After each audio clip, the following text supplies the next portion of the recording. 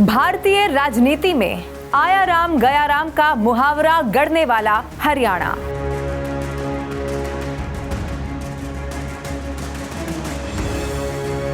जिसके लिए इस बार है दोहरी चुनौती। क्यों? क्योंकि 2024 में लोकसभा के साथ है विधानसभा का भी चुनाव।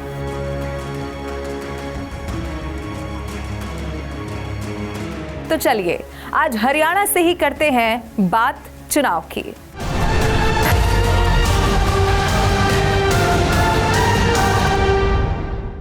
हरियाणा जो खेती किसानी के लिए भी अपनी पहचान रखता है, तो इसी हरियाणा में कई सारी निर्णायक लड़ाइयां भी लड़ी गई हैं और इन्हीं में भारत का अधिकतर इतिहास समाहित है।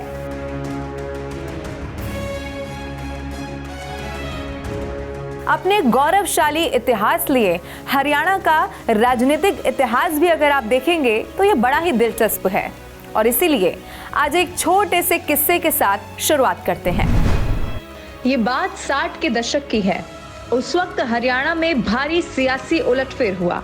इसी उलटफेर में शामिल थे गया लाल, जो निर्दलीय चुनाव लड़कर विधायक बने थे, मगर सियासी मलाई खाने के लिए उन्होंने 9 घंटे के भीतर 3 बार पाला बदल लिया। गया लाल जहां तीसरी बार पाला बदलकर पहुंचे, वहां कहा गया अब गया राम आया राम है और यहीं से आया राम गया राम की कहावत शुरू हो गई। अक्सर इस कहावत का इस्तेमाल तब होता है जब कोई नेता पाला बदलकर इधर उधर चला जाता है। अब हरियाणा की हमने बात की तो हरियाणा की राजनीतिक अस्थिरता थोड़ी सी जरूर सामने आई। कब?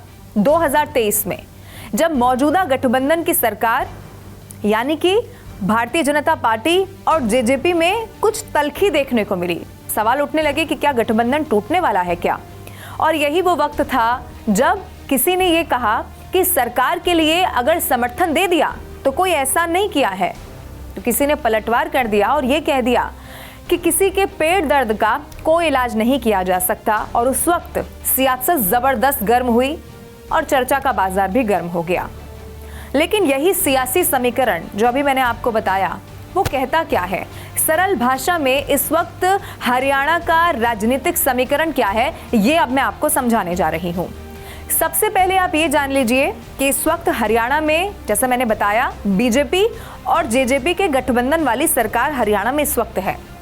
अब भारतीय जनता पार्टी की तरफ से सीएम है मनोहर लाल खट्टर, तो जेजेपी से डिप्टी सीएम है जिनका नाम है दुष्यंत चौटाला। अब इसी हरियाणा के लिए सीटों का गणित क्या कहता है, क्योंकि नंबर गेम ही है जो सरकार बनाता या गिराता है।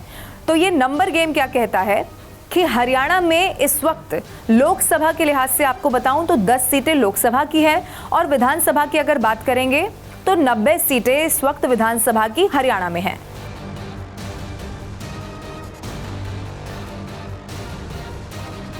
अब इन सब में दिलचस्प ये है कि हरियाणा में 2019 में ही लोकसभा का भी चुनाव हुआ और विधानसभा का भी चुनाव हुआ और इसी लिहाज से एक बार फिर से जब 2024 आने वाला है तो 2024 में चूंकि 5 साल होने वाले हैं तो फिर से विधानसभा का भी चुनाव होगा और लोकसभा का भी चुनाव होगा। इसीलिए मैंने कहा कि दोहरी चुनौती इस बार है।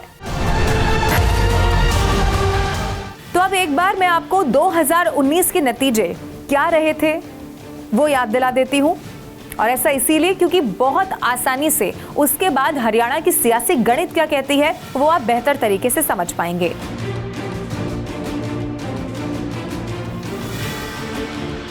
अब 2019 सबसे पहले हरियाणा चुनाव की मैं बात कर लेती हूँ। विधानसभा चुनाव की क्या उस वक्त नतीजे रहे थे ये मैं आपके सामने रखने वाली हूँ। कुल सीटें जो मैंने बताया 90 विधानसभा की सीटें हैं। भारतीय जनता पार्टी ने 40 सीटें उस चुनाव में हासिल कर ली। कांग्रेस ने 31 सीटें अपने नाम की। जेजेपी जिसके डिप्टी सीएम है उसने 10 सीटें अपने खाते में उस वक्त कर ली। अन्य के खाते में गई 9 सीटें, तो ये 90 सीटें हो गई। अब इन आंकड़ों के बाद ये बिल्कुल सच है कि भारतीय जनता पार्टी इस चुनाव में सबसे बड़ी पार्टी बनकर उभर तो गई, लेकिन बावजूद इसके वो जो बहुमत का जादुई आंकड़ा होता है ना, उससे 6 सीट की दूरी पर रही। और फिर क्या था? किंग मेकर की भूमिका निभाई किसने? दुष्यंत चौटाला ने। और फिर बीजेपी और जेजेपी के गठबंधन वाली सरकार यहां पर बन गई। अब विधानसभा की बात हो गई। 2019 के लोकसभा चुनाव के नतीजे हरियाणा के लिहाज से क्या सामने आए वो भी अब मैं आपको बता देती हूँ। जैसा मैंने बताया, हरियाणा में लोकसभा की 10 सीटें हैं। अब यहाँ पर कोई दूसरा आंकड़ा नहीं है। क्यों? क्योंकि 10 की 10 सीट पर भारतीय जनता पार्टी ने क्लीन स्वीप कर लिया। सारी की सारी सीटें भारतीय जनता पार्टी के खाते में ही चली गई। एक बड़ी जीत दर्ज की भारतीय जनता पार्टी ने। अब इन्हीं नतीजों से भारतीय जनता पार्टी इस वक्त पूरी तरह से आश्वस्त दिखाई देती है। लेकिन अब आपको यह भी बता देती हूं कि हरियाणा में विपक्ष की तैयारी इस वक्त क्या दिखाई दे रही है, क्योंकि विपक्ष ये जानता है कि भारतीय जनता पार्टी को चुनाव हराना बहुत मुश्किल है। अब एक सवाल ये भी है कि जो ये बीजेपी और जेजेपी का जो गठबंधन इस वक्त है वो कितने दिन तक चलने वाला है। और मैं ऐसा क्यों पूछ रही हूँ, क्योंकि बहुत तल्खी देखने को मिली है। अब ये जवाब कितने दिन या महीने में मिलेगा ये भी मैं नहीं जानती, लेकिन ये राहें मैं आपको बता दूं कि कभी भी अलग हो सकती हैं। और इस बात के संकेत दोनों ही तरफ से मिलते हैं। क्यों? क्योंकि विश्वसनीय सूत्र बताते हैं कि भारतीय जनता पार्टी लोकसभा के लिहाज से इस वक्त मजबूत स्थिति में है। 10 की 10 सीटें अपने नाम की हैं, तो एक भी सीट वो किसी भी सूरत में दे नहीं सकती। तो अब एक भी लोकसभा सीट अगर ना मिले तो क्या ये 7 लोकसभा चुनाव में ना होकर विधानसभा चुनाव में हो सकता है क्या? ये सवाल बरकरार रहेगा और जवाब मिलेगा चुनाव के नतीजों के बाद ही। लेकिन दूसरी तरफ मैं आपको ये भी बता दूं कि सबसे बड़ी खबर अगर हरियाणा चुनाव से जुड़ी हुई कुछ है तो वो ये भी है कि 10 लोकसभा की जो सीटें हैं इन पर आम आदमी पार्टी और कांग्रेस में एक लंबी मंत्रणा मंथन के बाद डील फाइनल हो गई है। और ये डील क्या कहती है वो भी मैं आपको बताती हूँ। डील ये है कि 9 सीट पर कांग्रेस चुनाव लड़ेगी तो 1 सीट पर आम आदमी पार्टी अपना प्रत्याशी उतारने वाली है। अब कुछ अहम मुद्दे भी हैं जिसे भुनाने की अलग अलग पार्टियां कोशिश में हैं।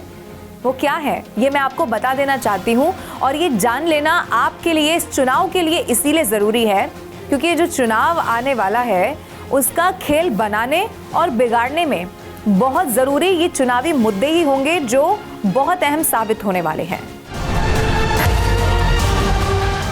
महिलाओं के साथ होने वाले जो अपराध थे उन पर कंट्रोल करने के लिए, नियंत्रण करने के लिए फास्ट ट्रैक अदालतें यहां पर गठित कर दी गई हैं। इसके अलावा सुनिए, 12 साल तक की बच्चियों के साथ अगर दुष्कर्म का मामला सामने आता है तो इसी हरियाणा में फांसी की सजा का प्रावधान कर दिया गया है। अब एक बात आप यकीन मानिए कि डबल इंजन की सरकार की बहुत बड़ी, या मैं ये कहूं कि सबसे बड़ी उपलब्धि के तौर पर देखा जाने वाला है। लेकिन दूसरी तरफ विपक्ष है जिसके पास अपनी पूरी तैयारी है। और एक सबसे बड़ी चुनौती जानते हैं क्या है? किसान आंदोलन। क्योंकि किसान आंदोलन 2.0 के लिए विपक्ष ने सरकार को किसानों का दुश्मन बताने की इस वक्त पुरजोर कोशिश कर दी है। जो वहां बवाल बढ़ा उसके बाद आंसू गैस के गोले दागे गए। और इस घटना पर आप यकीन मानिए कि इमोशनल कार्ड कैसे खेला जाना है इसकी पूरी तैयारी इस वक्त हरियाणा में विपक्ष ने कर ली है।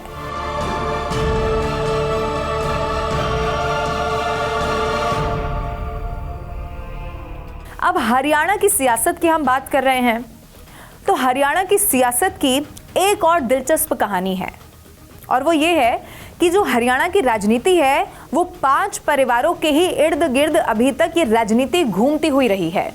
वो परिवार कौन से हैं? 5 परिवार, अब वो जानिए। सबसे पहला रोहतक का हुड्डा परिवार है। हरियाणा में 2005 से 2014 तक मुख्यमंत्री रहने वाले भूपेंद्र सिंह हुड्डा, उन्हीं का ये हुड्डा परिवार है जो राज्य की सियासत में एक बहुत बड़ा और एक अहम किरदार निभाता हमेशा से आया है। ये पहला परिवार हुआ। दूसरा परिवार है जाटलैंड का चौटाला परिवार। अब 70 के दशक से ही अगर आप देखेंगे तो 70 के दशक में हरियाणा के मुख्यमंत्री बने देवीलाल का खानदान हरियाणा की सियासत का प्रमुख परिवार माना जाता रहा है। देवीलाल के बेटे ओम प्रकाश चौटाला 4 बार राज्य के मुख्यमंत्री रहे हैं। और मैं आपको यह भी बता दूं कि इसी परिवार की चौथी पीढ़ी है दुष्यंत चौटाला की, जो जेजेपी यानी कि जननायक जनता पार्टी की स्थापना कर राज्य की सियासत में उभरे हैं और मौजूदा उप मुख्यमंत्री भी हैं। गठबंधन करके सरकार बना ली थी। तीसरा परिवार भजनलाल की विरासत। हरियाणा में मुख्यमंत्री रहे भजनलाल का परिवार भी राजनीति में है। भजनलाल के पौत्र भव्य बिश्नोई भी राज्य की सियासत में आ चुके हैं। अब एक और है भिवानी के बंसीलाल। वो कौन है? हरियाणा का जब राज्य बनाया गया इसे, तो 2 साल के बाद ही मुख्यमंत्री बन गए थे बंसीलाल, और इन्हें आधुनिक हरियाणा का निर्माता भी कहा जाता रहा है। 3 बार राज्य के मुख्यमंत्री रहे बंसीलाल को इंदिरा गांधी का बहुत करीबी माना जाता रहा था, हमेशा से ही। हालांकि मैं आपको ये बता दूं कि बाद में कांग्रेस से अलग हो गए, उन्होंने हरियाणा विकास पार्टी बना ली थी, और अब बंसीलाल की विरासत को उनकी पोती हैं जिनका नाम है श्रुति चौधरी, वो संभाल रही हैं। ये परिवार भी हरियाणा की राजनीति में बहुत अहम रहा है। और एक और है जाटों के मसीहा का वंश। वो कौन है? ब्रिटिश राज में छोटू राम अविभाजित पंजाब से जुड़े आंदोलन के कारण कांग्रेस के सामने खड़े होकर बने एक बड़े नेताओं के रूप में यहाँ पर माने जाते रहे। अब जानकारी तो ये भी कहती है कि किसानों के अधिकारों के लिए संघर्ष करने वाले छोटू राम को जाटों का मसीहा तक यहाँ पर कहा जाने लगा। छोटू राम के नाती बीरेंद्र सिंह भी सियासत में रहे हैं। वो मोदी सरकार में केंद्रीय मंत्री के तौर पर भी काम कर चुके हैं। और उनके बेटे बृजेंद्र सिंह पूर्व IAS रह चुके हैं और भाजपा के टिकट पर हिसार से लोकसभा के सांसद हैं, और आज तक ये परिवार राजनीति में सक्रिय रहा है। अब जिन परिवारों का मैंने जिक्र किया, चाहे इन परिवारों के इर्द गिर्द घूमने की राजनीति को आप देख लीजिएगा, या नए सिरे से कोई भी चुनाव क्यों ना हो, लोकसभा या विधानसभा, किसी भी दल को चुनावी ताल ठोकनी हो, एक बात जो तय है वो बात यह है कि हरियाणा में जो चुनाव होता है वो कहीं ना कहीं जाति फैक्टर का इसमें बहुत अहम रोल होता है। सत्ता की चाबी हो या फिर लोकसभा या विधानसभा सीट की चाबी हो, जब जातिगत वोट पर यह सब कुछ निर्भर करता है, तो इसीलिए जातिगत समीकरण, ये जातिगत आंकड़े हरियाणा के लिहाज से क्या कहते हैं ये भी मैं आपको बता देती हूं, क्योंकि वोट बैंक की राजनीति के लिए ये आंकड़े बहुत जरूरी हो जाते हैं। अब जो जानकारी कहती है, बताया ये जाता है, हरियाणा में सबसे ज्यादा आबादी अगर किसी की है तो वो जाटों की है, और ये आबादी लगभग 23% है, जो बाकी किसी भी जाति से सबसे ज्यादा हरियाणा में बताई जाती है। इसके अलावा दूसरे नंबर पर अनुसूचित जाति आती है, जिसकी आबादी लगभग 21% बताई जाती है। इसके बाद आप देखेंगे तो पंजाबी भी हरियाणा में लगभग 8% है।